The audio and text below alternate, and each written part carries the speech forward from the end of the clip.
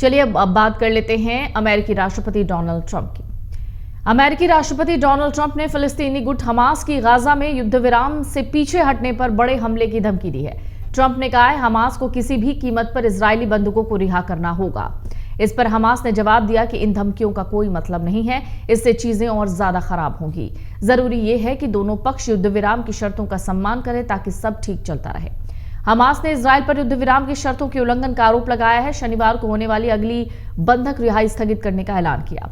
Hamas प्रवक्ता सामी अबू जैरी ने कहा कि अमेरिकी राष्ट्रपति डोनाल्ड ट्रंप इजरायली बंधकों की रिहाई चाहते हैं तो उन्हें याद रखना चाहिए कि समझौते के आगे बढ़ने के लिए दोनों पक्षों की ओर से उसका सम्मान करना जरूरी है।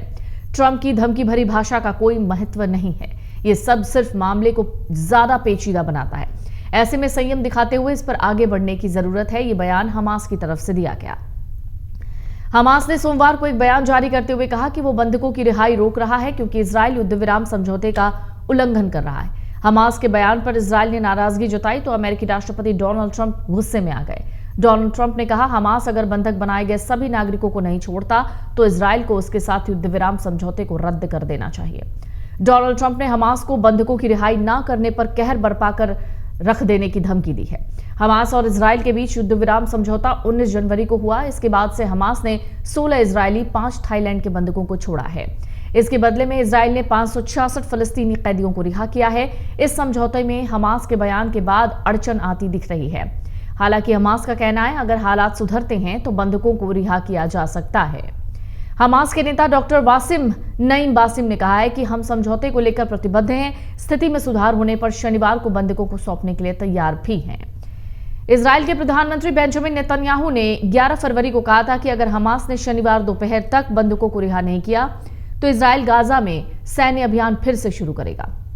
नेतन्याहू ने अपने सुरक्षा मंत्रिमंडल की बैठक के बाद यह बयान दिया। अगर हमास ने शनिवार दोपहर तक हमारे बंधकों को वापस नहीं लौटाया तो संघर्ष विराम खत्म हो जाएगा और आईडीएफ तब तक तीव्र लड़ाई फिर से शुरू कर देगी जब तक कि हमास को निर्णायक रूप से पराजित नहीं कर दिया जाता। हालांकि उन्होंने ये भी साफ नहीं किया कि क्या वो सभी बंधकों की रिहाई की बात कर रहे हैं या किसी विशेष समूह की। हमास ने इजरायल पर युद्ध विराम समझौते के उल्लंघन का आरोप लगाया है और बंधकों को रिहा करने की प्रक्रिया रोक दी है। इससे युद्ध विराम समझौते के विफल होने की आशंका है। इजरायल के रक्षा मंत्री इजराइल काट्ज ने सेना को हाई अलर्ट पर रहने का आदेश दिया है। अगर हमास समय सीमा के भीतर बंधकों की रिहाई नहीं करता तो इजरायल बड़े पैमाने पर सैन्य अभियान शुरू कर सकता है। इजरायल सेना जो है आईडीएफ, जिसका उद्देश्य हमास को निर्णायक रूप से पराजित करना होगा। इससे गाजा में युद्ध और ज्यादा तीव्र हो सकता है जिससे क्षेत्रीय अस्थिरता बढ़ सकती है। आपको बता दें गाजा में युद्ध विराम बेहद नाजुक स्थिति में है। अगर हमास ने बंधकों को रिहा नहीं किया तो इजरायल सैन्य कार्रवाई फिर से शुरू कर सकता है। इजरायली सेना पूरी तरह से तैयार है। आने वाले दिनों में बड़ा टकराव हो सकता है। अब सबकी नजर शनिवार की समय सीमा पर है जिससे तय होगा युद्ध विराम बरकरार रहेगा या गाजा में फिर से लड़ाई होगी। अमेरिका के राष्ट्रपति डोनाल्ड ट्रंप ने गाजा में बंधक बनाकर रखे गए लोगों को लेकर हमास को अल्टीमेटम दिया है। उन्होंने हमास को चेतावनी दी कि अगर गाजा में शेष बंधकों की रिहाई शनिवार दोपहर तक नहीं हुई तो तबाही आ जाएगी। जबकि हमास ने ट्रंप की इस चेतावनी को नकारते हुए कहा कि शेष बंधकों की रिहाई तभी होगी जब सभी पक्ष युद्ध विराम का सम्मान करेंगे। इससे पहले हमास ने इजरायल पर युद्ध विराम समझौते के उल्लंघन का आरोप लगाया। कहा अगले बंधकों की रिहाई में देरी होगी। अमेरिकी राष्ट्रपति ने सोमवार को व्हाइट हाउस के ओवल हाउस में पत्रकारों से कहा कि हमास को गाजा में शेष बचे बंधकों को शनिवार दोपहर 12 बजे तक रिहा कर देना चाहिए। अगर ऐसा नहीं होता तो वो इजरायल हमास संघर्ष विराम को रद्द करने का प्रस्ताव रखेंगे। इसके बाद तबाही आ जाएगी। उन्होंने कहा इजरायल इस मुद्दे पर उनकी बात को नजरअंदाज कर सकता है। वो इस विषय में इजरायली प्रधानमंत्री बेंजामिन नेतन्याहू से बात कर सकते हैं। आपको बता दें हमास का आरोप है इजरायल सीज फायर समझौते का उल्लंघन कर रहा है। हमास के सैन्य शाखा के प्रवक्ता अबू उबैदा कहते हैं कि शनिवार को होने वाली अगली निर्धारित बंधक रिहाई तब तक रुकी रहेगी जब तक इजरायल सीज फायर समझौते का पालन नहीं करता।